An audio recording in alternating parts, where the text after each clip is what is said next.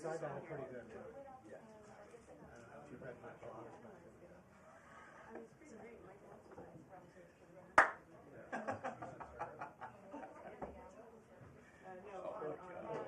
Coach.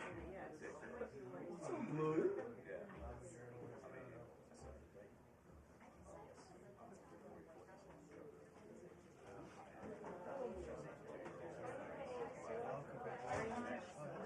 Yeah, I mean, you look like you can put it on.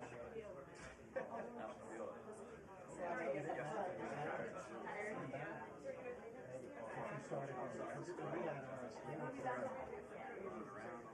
had ours when we were there. So the nice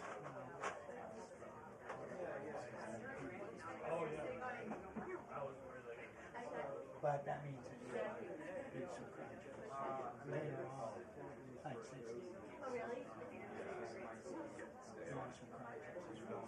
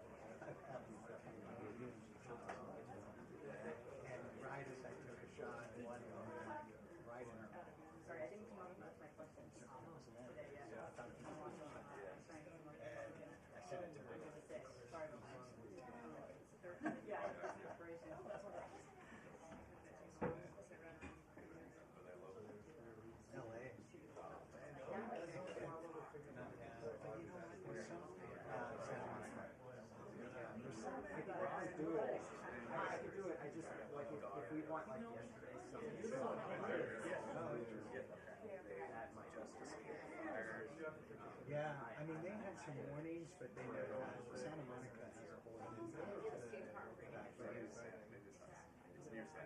Right, right. No, there were some areas a little north, like right on the line. Yeah, right. They were right on the line. Okay. Yeah. Yeah, I have to ask him about his golfer as well. Did you ever do the WHNPA golf thing? I think I tried one time and I didn't work out. Eric Connor golfer. Yeah. I remember like when I was real young, we were just running around drinking beer and like best ball and like I came across the guys in their team distance scopes and all that shit. And I was like, hey, come here. And they were like dialed in. They won. Oh, right. Ed Lewis? Oh. But you know him. Yeah, he's a big golfer too. Yeah, he owns most of my neighborhood. Oh, does it? Good. Pulling in, like, 6 months ago. Pulling into my alley. And he's up there on the corner. This is one of my rentals. Oh, really? Good for you. I grew up in that neighborhood. Where is it? Which one? Oh, right. Yeah, that was dicey. Dude, it was dicey. Like 2003. Well, that could be back. Yeah. When I was just starting out, like the little things in my neighborhood, would be something else. I gotta go. I don't know. Oh, you're right. Hey, now I live there. I came in the late 80s. Yeah. And during the crack. Yeah. Like 14 Yeah. and all that. It was like a movie session. Yeah. Couldn't turn left. No left on.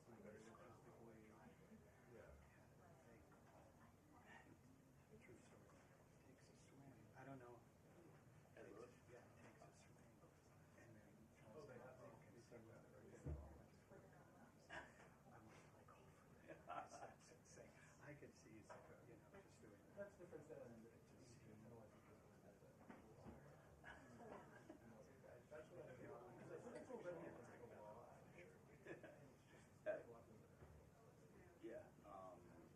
For the preset, you'll take steps for the. Okay. Okay. You take a ladder out. Oh, right. Okay. I'll let you know.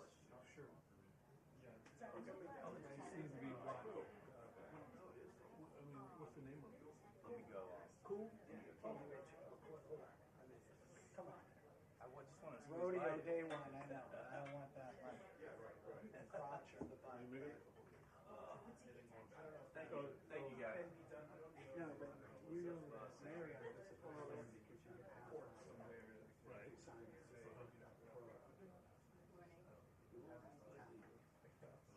That's why. So what's half? No, the shirt is 80, it's 40. But I mean, a great jacket, great range, great. What about you? Under layers for skiing. So it's traditional way up and then real. And it's relatively. Special day. KUH. You're on the program. Oh, God, I hate to be that way. Okay, then. But I mean, No, you're out. I'm gonna write on the email. okay, thank you. Under no means. I'm not sure about the could be a twin or a triple. Around here, we're looking like all these other. That hurts. I take it personally. Don't do that. That's the only thing to me. Even though I do need it. I don't want any trouble. Nah, look, man, I'm just a little guy over here in the corner. I'm just in the corner. That's why I have this spot here, because I know it could be a little dangerous. And I like to have the bulletproof glass behind me. You need more than that. Oh, you're not touching it. You just had that look. You always have. A fear in my life? No, that's just coming through. It's all fear. Trust me, it's fear in my life. You're loaded. In Las Vegas. Love it.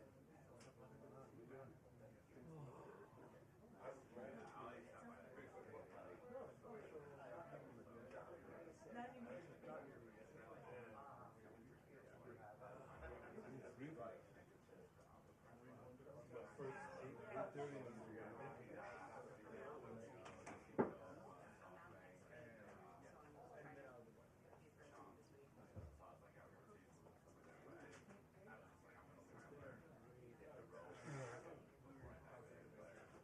I had set up an art spot, and I had like 4 kids. The laws are set up. Little camera on that. I couldn't see shit. Took it to the little camera was all over here. I don't know how that happened.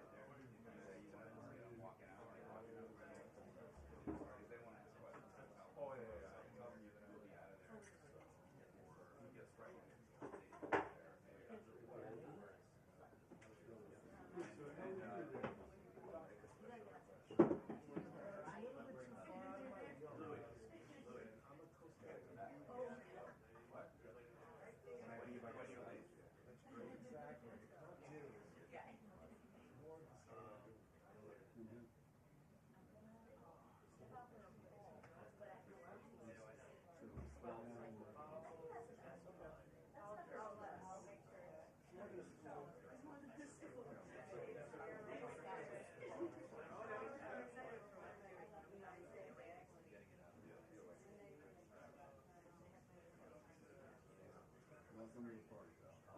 You got all of it? Haven't said on.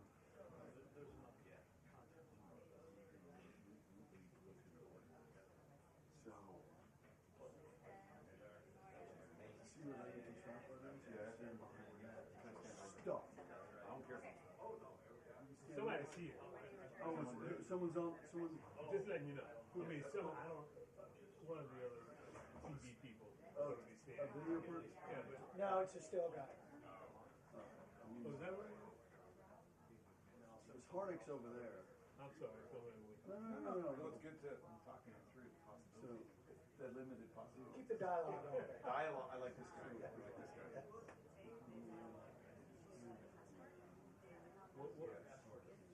whatever you do, don't hang a camera and don't let it fall.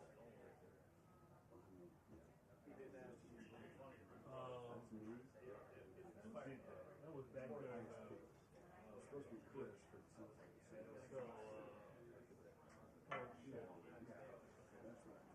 Trying to remember who The that problem is was. you need a little of that angle, because if he stands off the left-hand side, you're not gonna see him.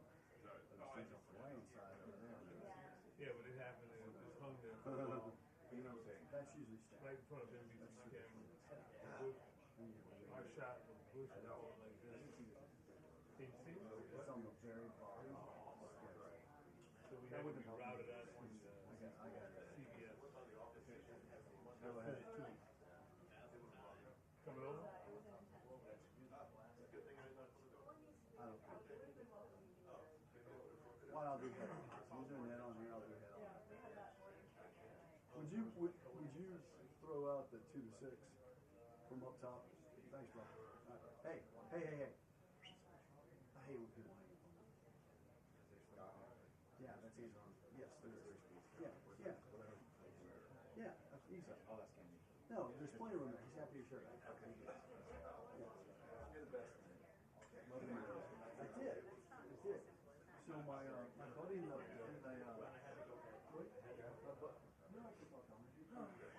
I gotta go for the ladder out for the next presets, I think. Barring the mystery section. No. Preset is not after this guy. Okay, good. So I should probably go for the ladder. Yeah. To what you can. I like that. Whatever. Do what you can. I said, do what you feel. Oh, I thought you Same said thing. Do what you feel. misheard. Like a boat. Same thing. No. No, there is a difference.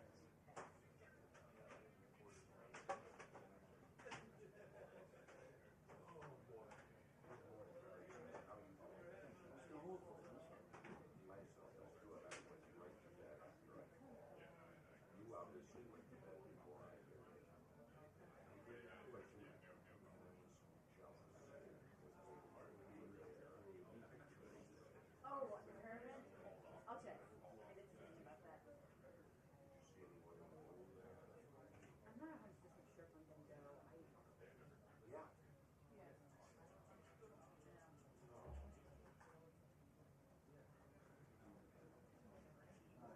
Thank you.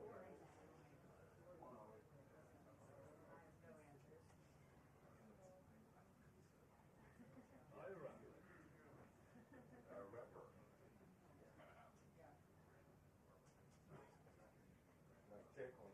Check. 1, 2, 1, 2.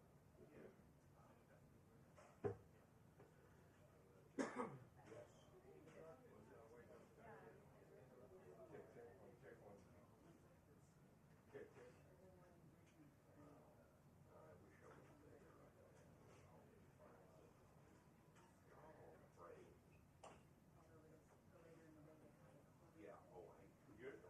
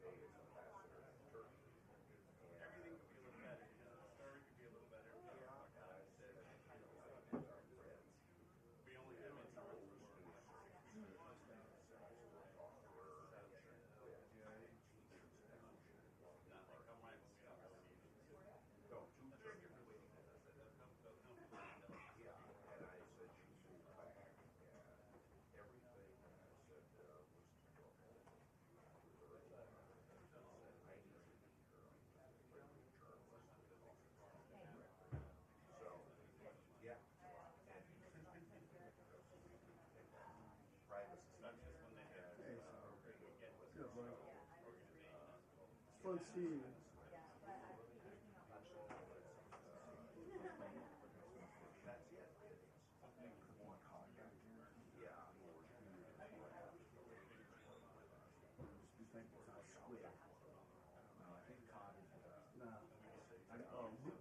Ludicrous is the one.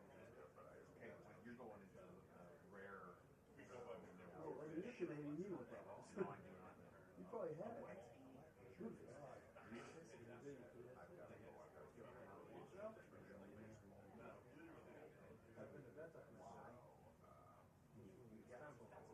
Doesn't sound like something I participate in. If it was in the older one, yeah, you could smell it.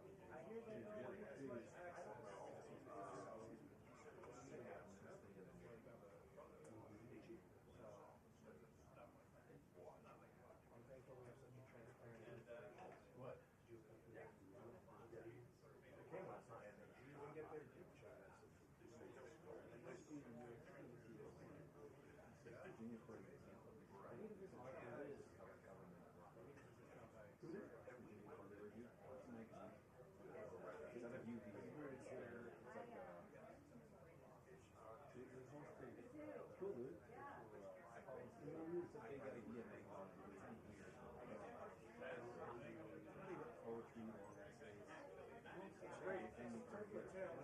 So you gotta keep an eye out for my friend's son's punk band. 504 Bike. It is very cool, but it's also the grant for education.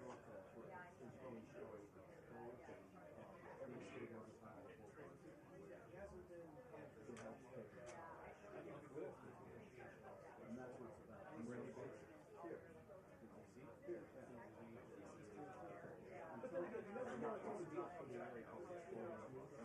Every state has given you a record. It's not a good start.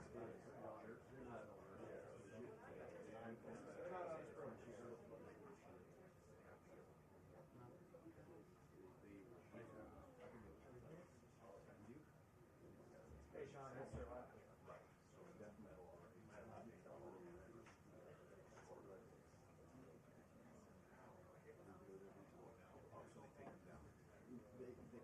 Hey, I like to go. When did they actually? Two administrations. Really? No, we don't do it.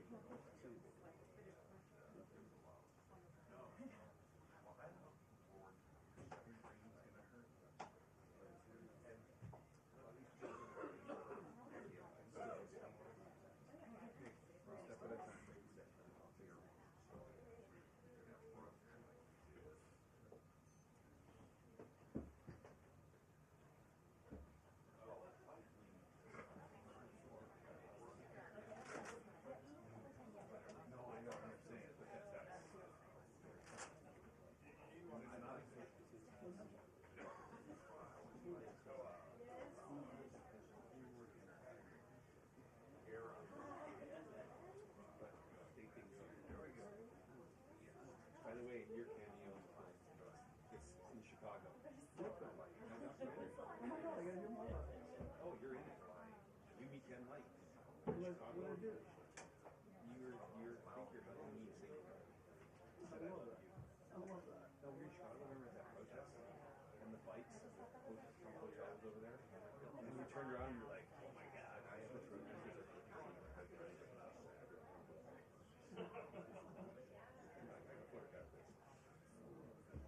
No, I've been shooting it.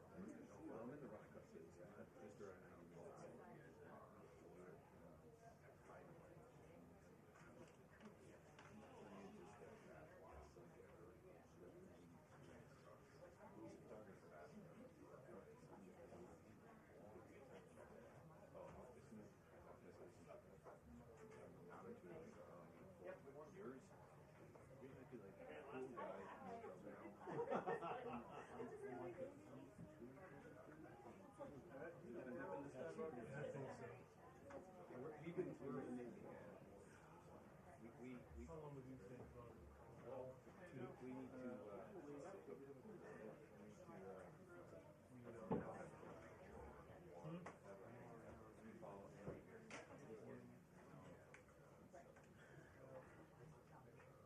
this way. Is that the stretching years?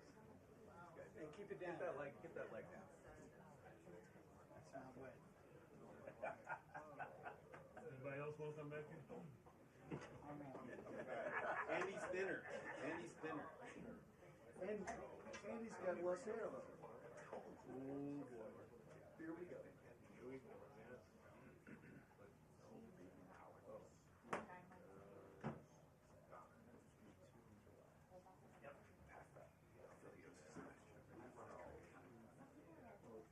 I don't know if we'll get one, but I mean, it's one of those things. So this is one of the peak emergencies. We gotta work. No, I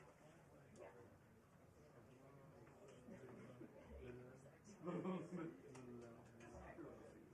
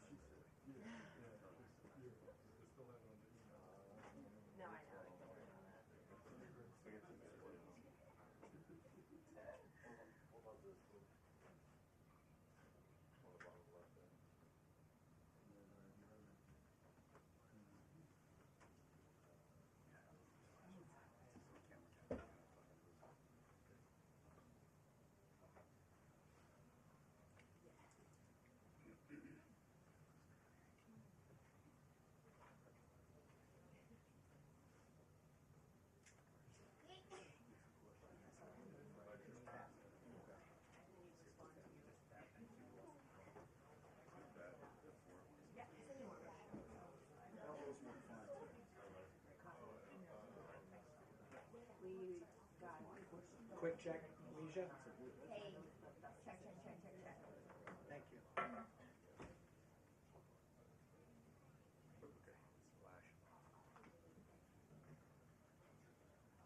Peter? 543. Thank you. 2-1.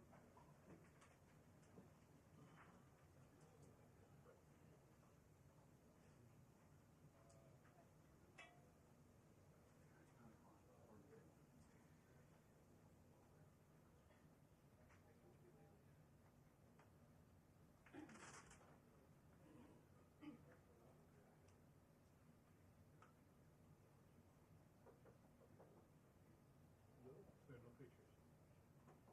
No pictures. No, I'll take pictures. Dana and Bill, good morning to you both. Any moment now, we expect to hear from the White House Deputy Chief of Staff Stephen Miller, as well as the press secretary. The focus, I'm told, is going to be on the Department of Government Efficiency, or DOGE savings that have happened within the first 100 days. This program, which has certainly generated a lot of attention, both pro and con up on Capitol Hill and with the public, is going to be focused on what they've been able to save so far. While we've seen a number of Democrats say that they've taken a machete to many government programs, the administration says it's also found a lot of waste, fraud, and abuse that it wants to highlight. So I would expect in the briefing, we're at least going to hear that off the start of where money has been saved. Of course, the number one issue on so many people's minds, whether it be in polling or as we talk to people, is the economy. The White House still facing a lot of questions about its trade policy. The president just yesterday, once again, defending his tariff policy. We heard from an economic advisor this morning who said it's very possible a trade deal could be announced, or at least developments on a trade deal announced by the end of the day today, but it was only a tease, no guarantee either way. The White House has been facing a lot of questions, though, about its economic strategy, given some of the economic news we've seen just within the last 24 hours. The latest GDP news showing that the economy shrank in the first quarter ever so slightly. We had new numbers out this morning showing weekly jobless claims also up a little more than expected. Even places like McDonald's seeing same-store sales fall within the first quarter. So whether or not this is a broader economic indicator of where things stand with the U.S. economy, or just kind of nitpicking. We'll be looking to get the White House's comment on that. There also was major news overnight as the U.S. and Ukraine reached this minerals deal, which has been talked about now for months. Treasury Secretary reaching a deal with Ukraine's economic minister that would essentially allow the U.S. to eventually gain investment access to what Ukraine is able to offer. The Ukrainian government has been very eager to keep U.S. investment in the country as it's continuing to fight with Russia, and we obviously know that the administration has been working to create some sort of peace deal eventually. There's been a lot of talk about could this actually happen anytime soon. The Ukrainians are saying that they hope this is the first step to continue U.S. involvement as they try to defend their country. We also expect a lot of focus to be on the president's first 100 days. He's going up to, I should say going down to the University of Alabama tonight for a commencement speech. He'll likely talk about what he's been able to accomplish within his second term.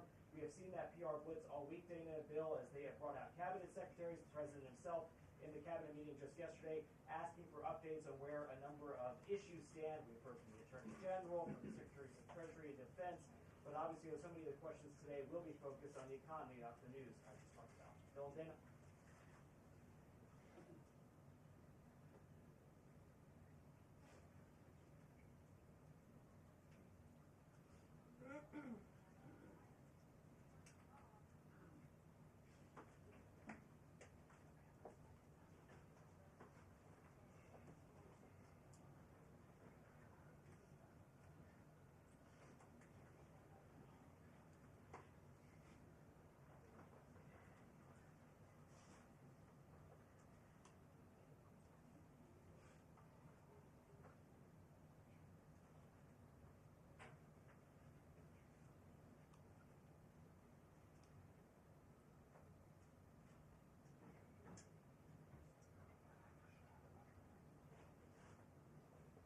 Dana, there's been a lot of questions about timing, about whether or not we'd actually be able to see that bill done by the 4th of July, which is what officials here have been trying to say they would like to see happen. Obviously, it'd be symbolic. 2 minutes until the briefing. 2 minutes until the briefing. Dana, so I'll take my seat in 2 minutes as they are going to be out here. But I will say that in terms of the congressional leadership coming here to the White House, obviously they want to give the president an update of where things stand on this negotiation. The White House very eager to see this be signed into law, and they're getting ready to come out now, so I'll take a seat. Dana.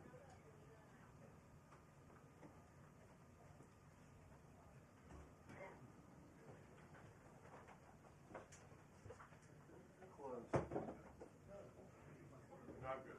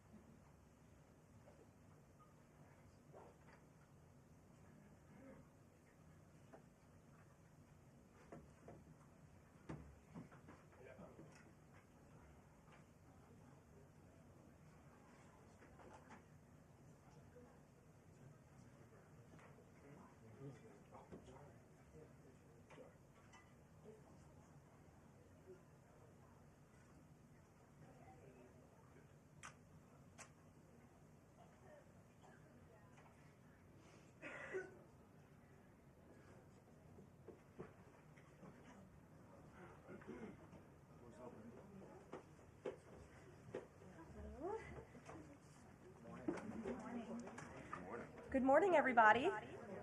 We're capping off the first 100-day week with our morning briefing. How does everybody feel? You like the morning briefings? Okay, we do too. That's why we're doing them.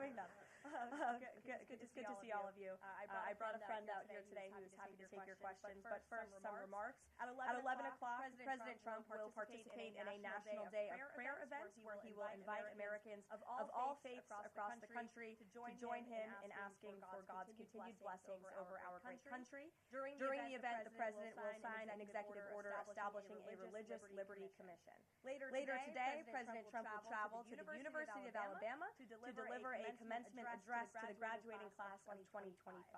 Last night, we saw yet again why President Trump is our deal maker in chief. We secured a historic agreement to establish the United States-Ukraine Reconstruction Investment Fund. This is a first of its kind economic partnership for the reconstruction and long-term economic success of Ukraine that both the United States will greatly benefit from. This partnership represents the United States taking an economic stake in securing a free, peaceful, and sovereign future for Ukraine. This partnership establishes a fund that will receive 50% of royalties, license fees, and other similar payments from natural resource projects in Ukraine. President Trump has been clear from the beginning. He wants the killing in this brutal war to end. This agreement shows how invested the president is in securing a truly lasting peace.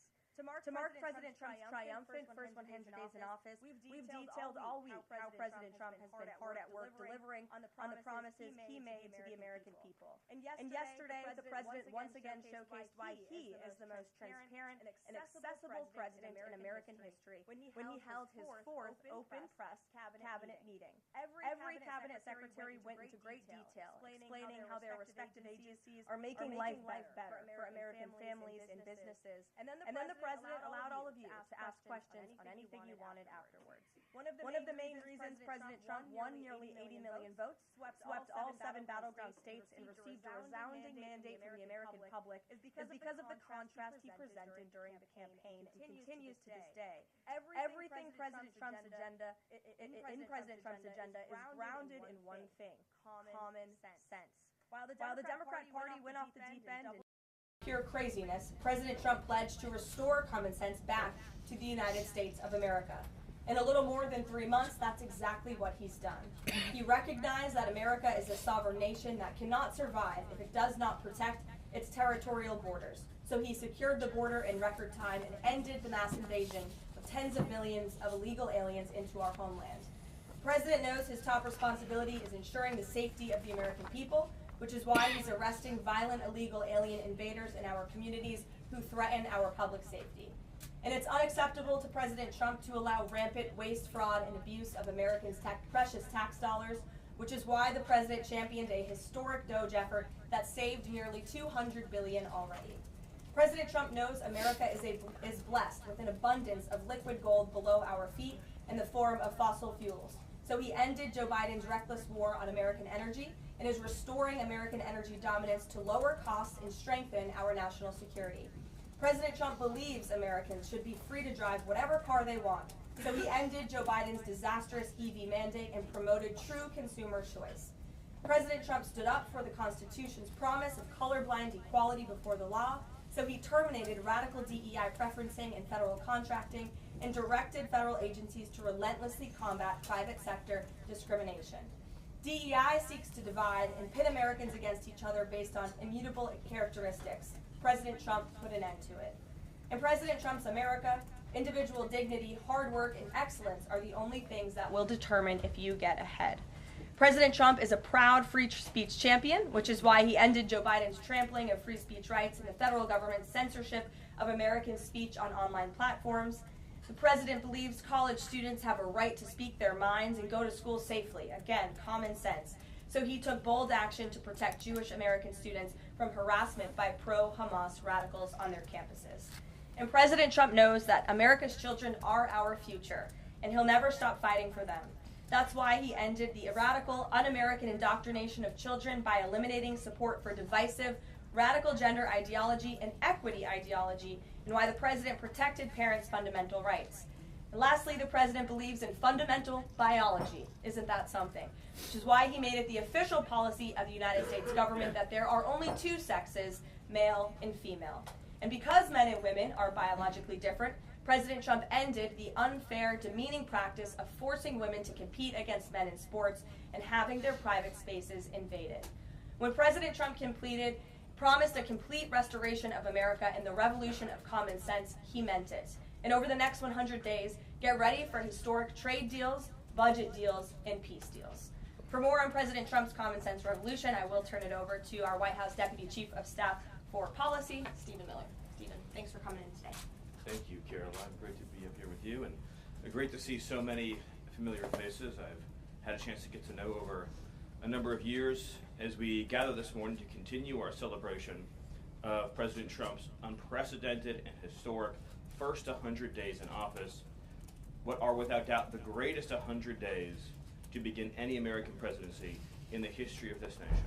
This week you've heard about the historic actions President Trump has taken to secure our homeland, to secure our sovereignty, to secure our economy and our supply chains and our industrial base. Today you're also going to hear from me about what President Trump has done to secure our values, our culture, and our way of life from the unwavering assault from the radical left and the communists and the Democrat Party. One of the most significant crises that President Trump inherited upon taking office was the wave of racial discrimination, so-called diversity, equity, and inclusion policies that have taken over both public sector and private sector entities all across the United States of America. Perhaps the most dramatic example of this is that our air traffic controllers were being hired and promoted based on race and gender, not their ability to conduct our nation's air traffic. I would estimate that probably 90% of Americans would agree with the statement that airline safety should be based on your ability to keep, airline safety jobs should be based on your ability to keep planes landing and taking off and flying safely, not on what demographic box you check. President Trump has ended across the entire federal government all hiring, recruiting, retention, promotion, and training based on race and sex. This includes in our law enforcement agencies.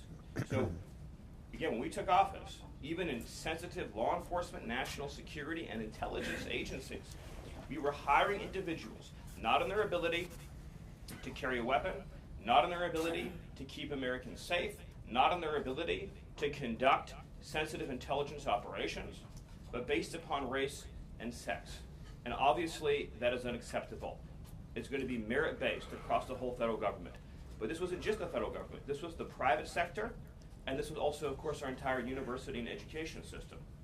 So President Trump's Department of Justice, working with other departments and agencies, have made clear that this administration is going to fully enforce Title VI, Title VII, and Title IX of our federal civil rights code. Discrimination based on race and sex is prohibited by law, and this administration will vigorously enforce that. And companies, small or large, that violate plain text of federal statutes will face appropriate financial and other penalties. This administration is not going to let our society devolve into communist, woke, DEI strangulation. We are going to have a system of merit, which is not just a social and cultural issue, it's an economic issue. When you hire, retain, and recruit based on merit, as President Trump has directed, you advance innovation, you advance growth, you advance investment, you advance job creation, you create the best and safest product for all Americans. When a citizen goes to, say, a hospital in a medical emergency, they don't care what race or sex their doctor or their nurse is. They want the best treatment they can get in that emergency. When they're flying a plane or when they're on an aircraft, they want that pilot to be the best pilot, the safest pilot, not caring what that pilot's race or sex is. This applies across the whole government. In particular, looking at our university system, this administration has opened investigations into universities across the country for violating, we talk a lot about Supreme Court rulings, universities across this country are in plain and direct violation of the Supreme Court's ruling that affirmative action, as in racial quotas and set-asides, are illegal. Students must be admitted to universities on a color-blind basis. But we have demonstrated through clear evidence that our university system, including our medical schools, and perhaps particularly our medical schools, are engaging in race-based discrimination, racial set-asides, racial quota schemes, and other efforts to evade the Supreme Court's ruling, and again, the plain text of federal statute. So universities are on notice, and universities are already facing the financial consequences of their noncompliance with federal law. The clearest example that we're all familiar with, of course, being Harvard, which is engaged in repeat, systemic, and sustained violations of federal civil rights law. Another area of civil rights law that we talk about a lot, of course, is Title IX, sex-based discrimination. And this administration ended the Biden administration's policy and the Democrat Party's policy of allowing men into women's sports, men into women's spaces. We are using every single legal and financial tool we have at President Trump's direction to make it clear that schools and universities are and will lose federal funds, as you've seen in Maine, if you allow men to invade women's sports and women's spaces. And this applies to our whole K-12 system. The Department of Justice is also coordinating with state and local law enforcement to fight child abuse in our school systems. It is child abuse to change a child's gender, particularly if you do not inform the parents. In other words, if a 5-year-old or a 6-year-old goes to school, or a 7-year-old goes to school, and the teacher tries to turn the boy into a girl or the girl into a boy, that is child abuse. And this administration is treating that as child abuse. And it is a gross violation of parental rights. This also includes the administration's message to our hospital systems that they cannot and will not be allowed to use taxpayer dollars to perform chemical castrations and sexual mutilations of children. Castration surgeries, castration drugs, sterilization treatments of children are barbaric. They violate all sound medical ethics. They are completely unwarranted. They harm children for life, irreversibly. It is child torture. It is child abuse. It is medical malpractice. And so the Department of Health and Human Services, under the leadership of Bobby Kennedy, as well as the Department of Justice and other departments of this government, are making clear to our medical providers and our hospital systems that you cannot use taxpayer dollars to perform these barbaric procedures on America's children. And HHS has systematically updated and eliminated all of the junk, fake science that was produced under the Biden administration promoting sex changes on children, promoting the idea of sterilizing children. That's been cleaned out, that's been removed, and new guidance is being issued to doctors and hospitals advising them that they cannot perform these horrifying procedures, these irreversible procedures on our nation's children. We are also making clear in our prison system, male prisoners will not be allowed into women's prisons. The Biden administration promoted prison rape by putting men into female prisons. That is obviously insane, cruel, and unacceptable. And even though the Democrat Party and Hakeem Jeffries and the Democrat media continue to fight to put men into women's prisons, this administration will not allow that. And will not allow men, as well, in our K-12 system, into women's private spaces and restrooms.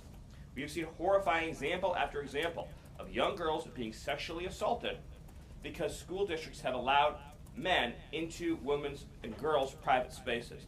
This administration, President Trump, is at the forefront of protecting women and protecting girls. And nowhere is that clearer than when we are talking about fighting radical gender ideology.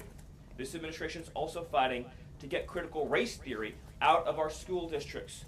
Children will be taught to love America. Children will be taught to be patriots. Children will be taught civic values for schools that want federal taxpayer funding. So as we close the Department of Education, we provide funding to states.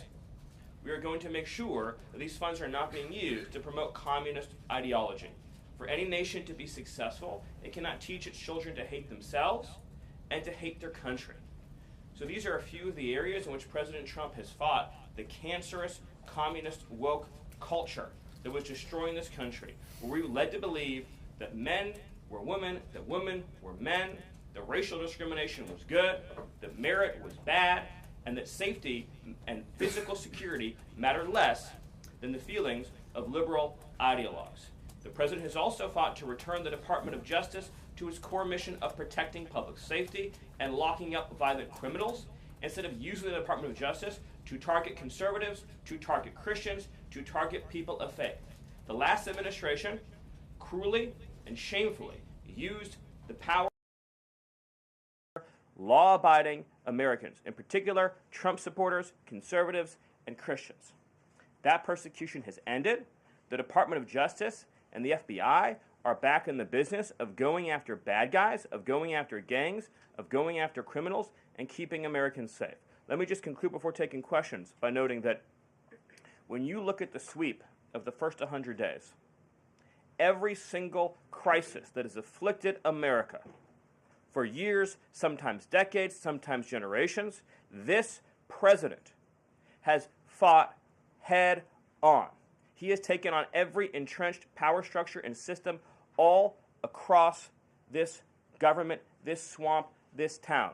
That includes, of course, the Doge efforts to slash corrupt, wasteful government spending, graft, and corruption, and to stop billions of taxpayer dollars from going to radical left NGOs. These are left-wing nonprofits that are used to advance illegal immigration, to advance open borders, to advance gender ideology, and to advance all of this insanity that has been turning our country in the wrong direction for so many years. President Trump took head on the trade crisis afflicting this country with the destruction of our manufacturing and industrial base, the shameful betrayal of the American worker by Joe Biden and the globalists that sent all of our supply chains overseas. He took head on the catastrophe of mass, unlimited, illegal immigration that was turning us into a failed third world state and achieved the lowest level of illegal immigration in recorded history without even a close second. He took on the economic crisis afflicting this country by reopening American energy, by defeating inflation, by lowering gas prices, by ending the onslaught and reversing the onslaught of federal regulation, by reopening coal, shale, oil, natural gas, and fighting now for the largest tax cut and reform and the largest deregulation reform and the largest energy reform in American history.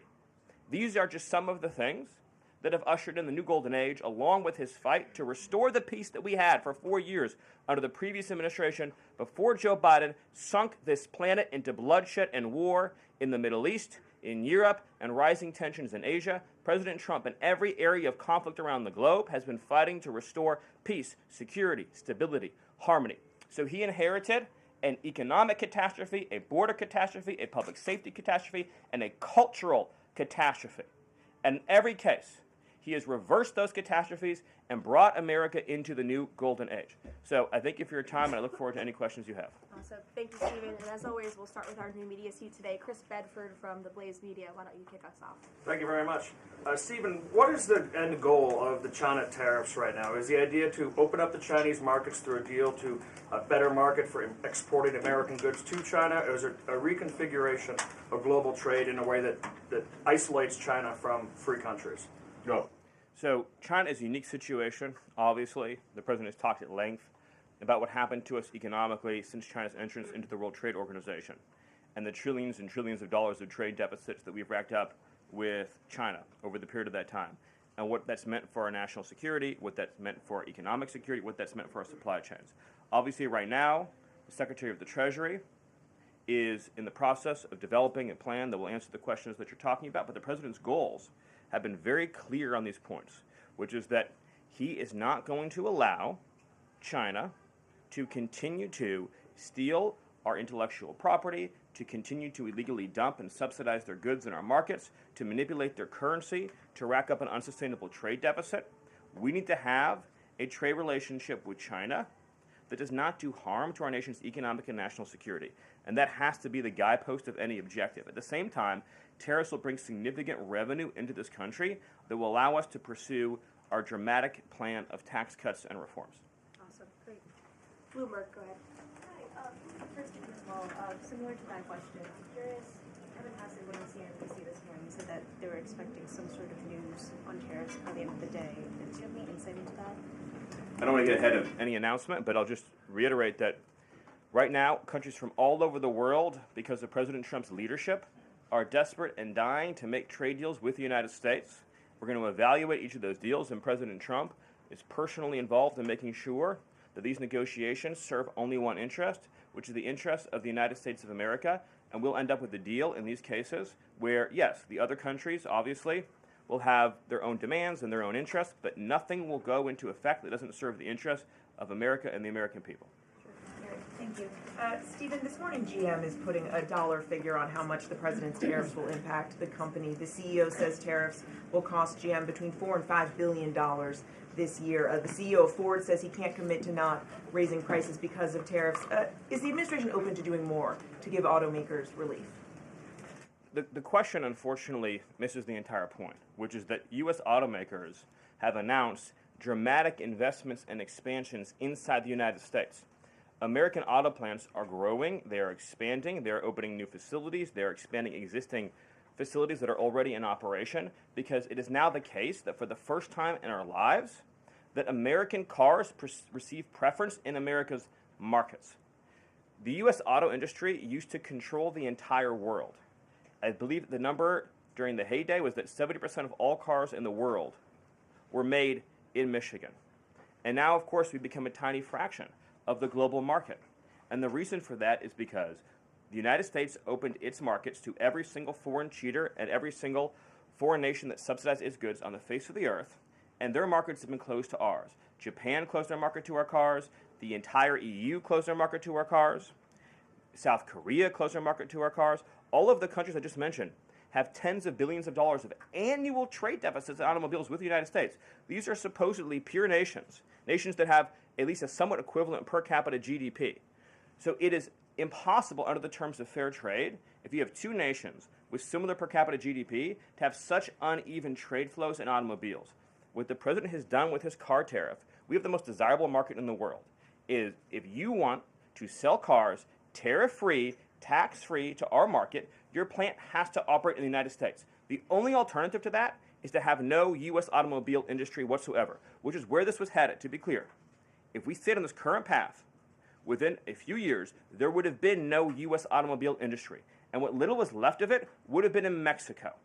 Because U.S. auto companies have steadily been shifting their supply chains to Mexico, where they believe it is cheaper to make their products. In reality, it'll be cheaper to make them here because there'll be no tariff for anything made in the United States, and we'll have the cheapest energy and the best regulatory environment in the face of the earth. But in the meantime, while manufacturing ramps up, American consumers may pay more. Do you agree? Not on cars they won't, because again, there's now a massive economic incentive for automobile producers to expand production in the United States, and whatever they make here, there will be no tariff. We'll go to the back row. Go ahead. Thank you, Caroline. Today, the U.S. Chamber of Commerce released a letter to the Trump administration asking for small business tariff relief. They say that's necessary because in order to save small businesses and to stave off a recession. Stephen, is the administration considering small business tariff relief? The relief for small businesses is going to come in the form of the largest tax cut in American history. A tax cut, by the way, that every single Democrat is planning to vote against. They're voting for a tax hike on every middle-class family of about $4,000. The president has made clear that there will be 100% expensing for investment in the United States. Companies that invest in the United States will be able to deduct 100% of that cost from their tax liability. This will be the most pro-small business tax bill in American history. And at the same time, this is what you have to understand about the plan, is as they're able to do that, as they're able to reshore those supply chains, that also means they'll pay no tariff. So you'll have the lowest tax environment, and there'll be no tariff because their production and supply chains will be in the United States. So that's a no on tariff relief for small businesses in the short term? It's a yes on tax relief for small businesses. And again, you only pay the tariff for products that are made outside the United States. Edward. Yeah, thanks. So on the rare earth mineral deal that was signed last night, when can that deal be operationalized? What's the time frame? And what kind of leverage does that give Ukraine over Russia? I think the more important point about the Ukraine deal, and I would hopefully have an update for you soon on how quickly it can be operationalized, but we'll be moving at full speed, not only on that mineral deal, by the way, but on every mineral deal that this president has been unleashing. So we're opening up mines all across this country. We're also pursuing energy and mineral deals all over the world. Since the president issued his executive order also on deregulating coal, we've seen dramatic coal production increases already in the United States. So we're taking advantage of the trillions of dollars in coal wealth and mineral wealth that exists in the United States. We're a very mineral-rich country. But with respect to that deal, we'll move it and operationalize it as fast as we possibly can. But it's meant to pay back the United States. This is the key point. For the hundreds of billions of dollars that our taxpayers have spent subsidizing the war in Ukraine. So it is repayment to the United States, and that's one of the most important points to understand about it. What's the leverage? Does it give? What kind of leverage does it give? The president's goal, again, is to end the killing, to achieve a peace settlement. That remains, of course, the overriding objective. We do. Thank you so much, Caroline. Thank you, Stephen. Thank you. This administration has stressed the need for price transparency for things like healthcare bills and concert tickets. So why is it a political and hostile act for Amazon to display price transparency on consumer goods? Well, I think it's the wrong way of looking at it, which is why would, first of all, that proposal is gone now, but why would Amazon, of all the different things that go into a theoretical price input, right? For example, does Amazon list the cost of California's regulations on everything made in California? Anything you make in California, you have a massive price increase because of the healthcare regulations that are unworkable in that state, because of the labor regulations that are unworkable in that state, because of the subsidies that go to illegal aliens in that state, because of all the bureaucracy. So anything being produced in California has a massive built-in price hike. So why wouldn't Amazon have a list saying if you purchase it in California instead of in Alabama, this is the premium that you pay? That you pay. This is a clear attempt by whoever proposed it originally, I don't know, because Amazon says they were never going to do it, to try to undermine our trade negotiations with China. I'll make another important point on this, which is that there's been many complaints about the fact that there are a lot of products that are sold on Amazon that are actually rip-offs of American products that are then stolen by China, and then they take our IP and they put them into products to try to undersell our manufacturers. So to the extent that we are engaged in labeling issues on Amazon, I would say that would be the most significant one to fix, is making sure we're not undercutting American consumers. And then one on Abrego Garcia, please. The administration is reportedly inquiring about his return. Is that to check a box for compliance, or does President Trump want him back on U.S. soil, or both? So, as Secretary Rubio said yesterday in the cabinet meeting, this administration is not going to publicly discuss the inside details of our foreign policy and negotiations with a foreign country. And in particular, we are not going to allow a district court judge to try to become the Secretary of State. Secretary Rubio is the one who, under his leadership and direction at the State Department, is managing the day-to-day relationship with El Salvador. Let's just take a moment, number one, to express our gratitude to El Salvador for agreeing to take some of the most dangerous terrorists off of America's streets and to put them into a safe environment where they cannot continue to engage in acts of terrorism or coordination with the Maduro regime. You may have seen recently an FBI assessment that was unclassified that said that the Maduro regime is using and planning to use trained Aragua terrorists to carry out assassination plots on American soil. Now, very few in this room covered that. I'll let you all ask yourselves why you didn't cover it and why your editors didn't assign that story to you. Something I think you should think about on your own. But this is a earth-shattering piece of news. The Biden administration imported a terrorist army that our own FBI assesses is planning assassination strikes on American soil against critics of the Maduro regime. Those are the terrorists that President Trump is finding and apprehending that our Democrat judges and Democrat activists are trying to keep on U.S. soil.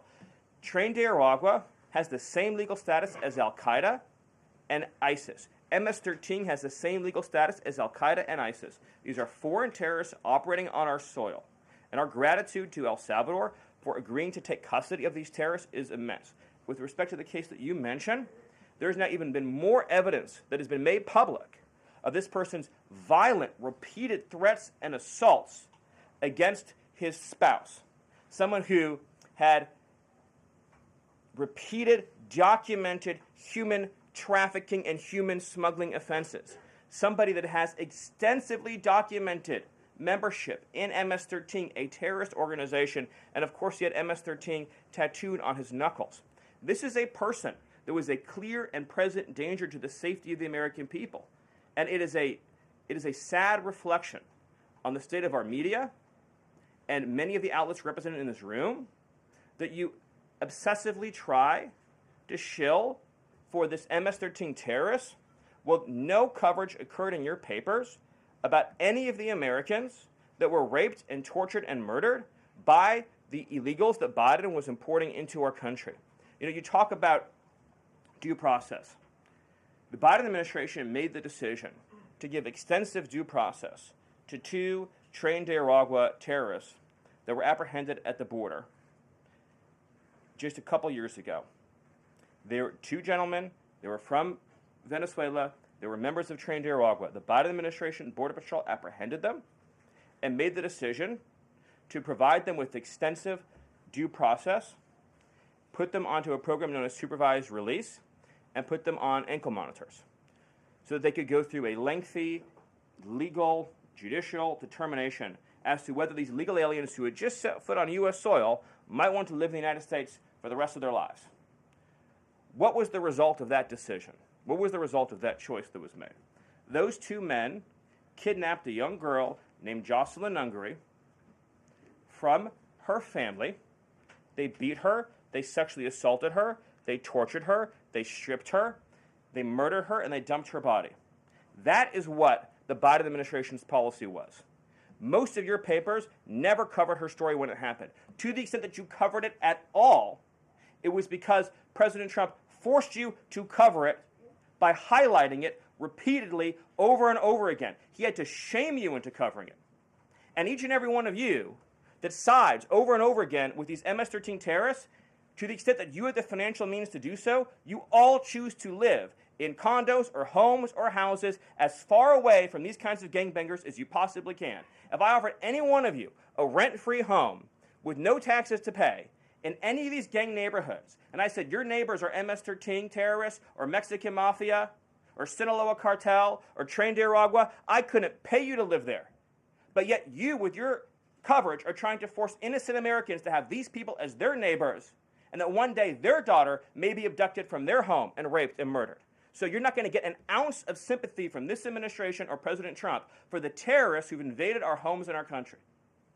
Awesome. Thank you. Peter, we'll take a couple more questions. A couple questions on Doge, of course, because that's the topic that you're here to speak about. But I want to ask you one other question about the topic of prices. We heard from the president on this just yesterday, right now, on prices and the risk that there could be some short-term, as he said, shortages. He was referring specifically to dolls. What do you tell Americans right now, Stephen, who say they can't afford to, in the president's words, be patient? Americans who voted for President Trump on his promise that he would lower prices across the board on day one. But he did lower prices across the board on day one. Well, grocery prices last month went up 0.4%, of course. So I mean, just across the board, not exclusively eggs. Inflation, as you would acknowledge, is down substantially. Gas prices are down substantially. The new GDP report showed a 22% record increase in investment in the United States of America. So all of the, and don't even, egg prices, of course, which was all you guys talked about for a few days, I think are down like 80%. The reality is that we can either surrender economically to China, or we can reclaim and reshore our manufacturing base and our industrial needs. And it's not just China. In the event of any national emergency, this is the president's first duty as commander-in-chief. In the event of any national emergency, we cannot be reliant on foreign countries for steel, aluminum, energy, technology, any of the essential components that we need to keep this country running. He is fulfilling his duty as commander-in-chief that every president before him had failed to fulfill or even actively betrayed. And despite inheriting all of this, as I mentioned, inflation down, jobs up, and particularly, by the way, jobs for American workers. So for the first time, you look at these jobs reports, the government workers are going down, which artificially, of course, increased previous job totals. The employment of non-citizens is going down. The employment of American citizens is exploding. Remember, all the job gains during the Biden administration, so-called gains, on net were for foreign workers. So if you look at the stock of American workers over his whole administration, they lost jobs on net. So if you're an American worker, you lived through 4 years of a Biden depression. That was the economic reality that now that President Trump is rescuing. And again, if you make your product in America, there's no tariff. And as we develop advanced manufacturing techniques, increased AI, increased robotics, it'll be cheaper and cheaper and cheaper to manufacture in America. But to be clear, you said that prices have gone down across the board. The president himself acknowledged that on toys you may end up paying, on dolls he was referring to, you may end up paying a little bit more right now. So in terms of... He was making the point that I think almost every American consumer agrees with, if they had a choice between and I'm a parent of young children, you had a choice between a doll from China that might have, say, lead paint in it, that is not as well constructed as a doll made in America that has a higher environmental and regulatory standard and that is made to a higher degree of quality. And those two products are both on Amazon, that yes, you probably would be willing to pay more for a better made American product, but here's the key point. With the tax cuts, the regulation cuts, the energy price decrease, and everything else that President Trump is doing to unleash this era of American prosperity and prevent the road we were on to get off that road of financial ruin and doom means that it will be cheaper than ever to make and manufacture in America. I think that answers your question. So I'm Can we do one more? Stephen, can I just Caroline, can I ask the Doge question? Can I ask about Doge? Peter, we just gave you 2 questions. Brian, go ahead. Last night, Kamala Harris delivered her first major speech after losing the election. She attacked Trump personally, attacked the policies. Any comment from the White House on that? Well, I think it was a great reminder to the American people of just how blessed we all are that the leader sitting in the Oval Office today is President Donald Trump and not President Kamala Harris. It was a helpful reminder of just what a travesty and a tragedy that would have been. It would have been the end of America. And it gives me a chance to bring this whole thing home. If we continued on this road of radical regulation, choking off American energy, sending our supply chains to foreign countries, taxing our economy to death, pushing this cancerous woke ideology on our children, ending merit, ending scientific innovation, ending public safety, allowing, everyone goes to the stores these days, everything's locked up, criminals roam free, law-abiding citizens under the previous administration were punished while gangbangers were given red carpet treatment. Democrats, of course, are still giving gangbangers red carpet treatment. And then the border invasion. If those policies had continued, it would have been the end of the American Republic. And the only thing Americans want to hear from Kamala Harris is an apology for joining Joe Biden, and remember, she was the border czar, joining Joe Biden in aiding and abetting the invasion of our country. And we're never going to stop talking about this because what they did to this country is unforgivable. It is an eternal stain on the Democrat Party. Every day we read another story. Every day we arrest another alien they let into this country who raped a child, who beat a woman within an inch of her life, who murdered a mom, who murdered a dad, who trafficked drugs into this country, who trafficked fentanyl into this country, who are responsible for dead and slaughtered Americans. And I don't know what's broken in the Washington press corps, that none of that moves them emotionally. The only thing that gets them exercised is, do we need to have more trials for terrorist supporters? Do we need to have more trials for gangbangers? Do we need to have more trials for illegal alien invaders? Even though Congress and the Constitution clearly say that you can expel invaders and illegal aliens quickly, efficiently, and properly. This president has literally saved America, and I could not be prouder. I could not be prouder, as I know Caroline feels the same way, to come every single day to this building where we have a leader sitting in that office whose first, last, and every thought is the safety, prosperity, security, and sovereignty of the citizens. That's an important word, people. Citizens of this republic. Thank you all. Thank you, Stephen. Thank you for your time. Thank you, everyone. And just to add on the Kamala Harris point, I think I speak for everyone at the White House. We encourage Kamala Harris to continue going out and do speaking engagements. You'll hear from the president at 11 o'clock. See you guys later. A report the president's planning to fire Mike Waltz. You guys have a response? Why haven't you nominated a single judge?